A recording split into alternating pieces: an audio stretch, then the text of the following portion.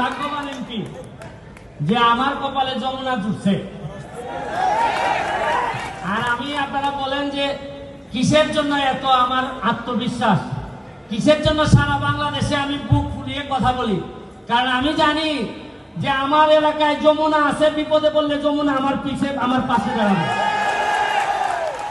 আমি শুরুতেই আত্মার মাগফিরাত কামনা করি আমাদের বাবুল সাহেব, নুরুল ইসলাম বাবুল সাহেবের, যে আমার একটা ইচ্ছা ছিল উনি জীবিত থাকতে আমি যদি এই জায়গার এমপি হইতাম হয়তো ওনার সাথে আমার দেখা হইতো। অনেক অবদান আছে ওনার বাংলাদেশে অর্থনীতিতে। যাই হোক, আমি যে জায়গায় বসি সংসদে, এইটার সামনের সিটেই বসেন হচ্ছেন কি সালমা ইসলাম, আমাদের মাননীয় এমপি, উনি বসেন। এবং এই কারণে আমরা অনেকটাই পাশাপাশি।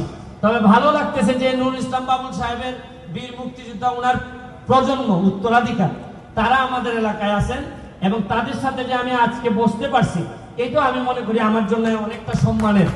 এবং আমার ধরেন মাঝে মাঝে চিন্তা হয় যে এলাকায় যদি এত বড় কোনো প্রলয়নকারী বন্যা হয়, ঝড় হয়, তুফান হয়, সরকার যদি আমারে কভার করতে না পারে, তাহলে কারা আমারে কভার করবে? যে দুই একটা কোম্পানির নাম আমার মনে হয়, এর মধ্যে যমুনা একটা, এদিকে আবার বাদশা একটা, আমার কাছে মনে হয় এরা আমাকে ফেস করবে।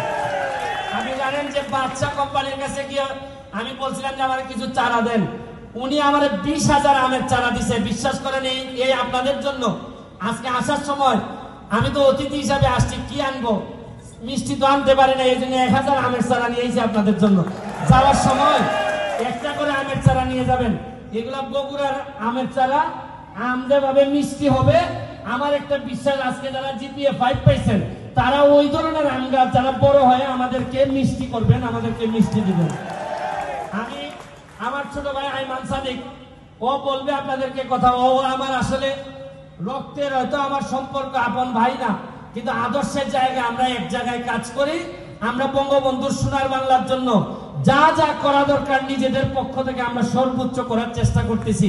আমি আমার এলাকায় তাকে স্বাগতম জানাচ্ছি। আমি বক্তব্য লম্বা করব না, আমাদের হেলিকপ্টারও চলে যাবে, আমারও একটা জানাজা আছে, আমি জানাজা অ্যাটেন্ড করতে হবে। শুধু আপনাদেরকে একটা কথা বলি, আপনারা যারা জিপিএ 5 পেয়ে এখানে আসছেন, 19টা স্কুলের লোকজন আসছেন, আপনারা কারা জানেন? আমারে যদি কেউ জিজ্ঞেস করে আপনার কাছ থেকে এমপি পদটা নিবে কে, যে কে হবে আমার পরে এমপি, কে আইসে আমারে বলবে যে ব্যারিস্টার সাহেব হইছে, বয়স হয়েছে, এখন যান, আমি আমার যোগ্যতা সম্পন্ন, আমি এমপি হব। আমার একটা বিশ্বাস, ওই 19টা স্কুলের কেউ না কেউ আমাকে বিদায় দিবে। আমি আপনাকে স্বাগতম এখনই জানাচ্ছি।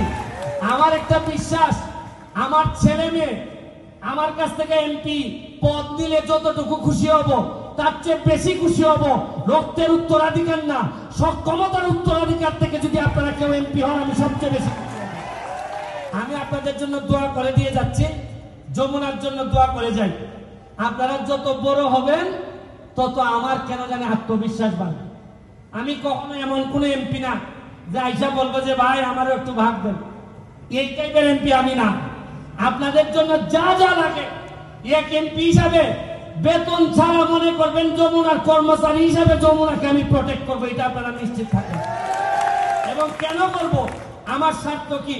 কারণ যমুনা যদি ভালো থাকে, যমুনা যদি বেঁচে থাকে, তাইলে তো আমার যে দায়িত্ব 100টা ছেলে মেরে পাঠিয়ে বলতে পারবো ম্যাডাম, বা বলতে পারবো শামীম ভাই এদেরকে একটু চাকরি দেন। চাকরি তো আপনি দিচ্ছেনই, আমি তো আপনাদের কাছে ঋণগ্রস্ত এমপি হিসাবে যে দায়িত্ব আমার নেওয়ার কথা, আপনারা আমার লোককে চাকরি দিয়ে আমাকে আপনারা দায় মুক্ত করছেন। এই জন্য সবসময় এমপি হিসাবে আমি আপনাদের কাছে কৃতজ্ঞ থাকবো। ঢাকা থেকে যারা সাংবাদিক বৃন্দ আসছেন, আপনাদেরকে মানে আমরা ওইভাবে হয়তো আতিথেয়তা দেখাইতে পারি নাই, আপনারা আমার সাথে ঢাকা দেখা করবেন, আপনাদেরকে আলাদাভাবে আমি মিষ্টি টিষ্টি যা যা খাওয়ানোর খাওয়াই দিব। আমি অতিথিদের, আমাদের এলাকার মানুষ অনেক সম্মান করে, আতিথেয়তা একটা ভালো জিনিস আমরা আমাদের পরিবার থেকে শিখছি। আপনারা ভালো থাকবেন, সুস্থ থাকবেন।